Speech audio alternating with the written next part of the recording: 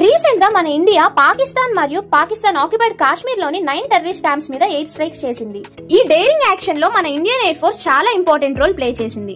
Rafale fighter jets తో ఈ attack లో 2 పవర్ఫుల్ వెపన్స్ ను వాడారు, హ్యామర్ ఇంకా స్కాల్ప్ మిసైల్స్. ఫస్ట్ మనము హ్యామర్ మిసైల్స్ గురించి తెలుసుకుందాం. ఇది ఒక ఎయిర్ టు గ్రౌండ్ మిసైల్, అంటే ఏరోప్లేన్ నుంచి భూమిపై ఉన్న టార్గెట్ మీద వదిలే వెపన్. దీని రేంజ్ సుమారు 70 కిలోమీటర్స్. ఇది లో ఆల్టిట్యూడ్ లో ఎగిరిపోతుంది, అంటే నేలకు దగ్గరగా, అందుకే డిటెక్ట్ చేయడం చాలా కష్టం. అలాగే ఇది ఆల్ వెదర్ క్యాపబుల్, అంటే ఎలాంటి క్లైమేట్ అయినా, రాత్రైనా, వర్షం వచ్చినా పర్ఫెక్ట్లీ వర్క్ చేస్తుంది.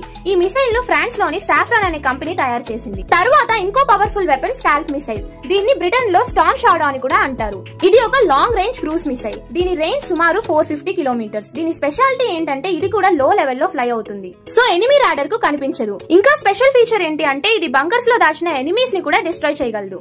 ఈ 2 మిసైల్స్ మన ఇండియాకి చాలా హెల్ప్ అయ్యాయి. మన దేశాన్ని ఎవరైనా థ్రెట్ చేస్తే we can hit back very strongly like this. ఇంకా రిమైనింగ్ వెపన్స్ గురించి మనం నెక్స్ట్ వీడియోలో చూద్దాం. ఇంకా ఇలాంటి మోర్ యూస్ఫుల్ ఇన్ఫర్మేషన్ కోసం వీడియోని లైక్ చేసి ఛానల్ ని సబ్స్క్రైబ్ చేసుకోండి. జై హింద్.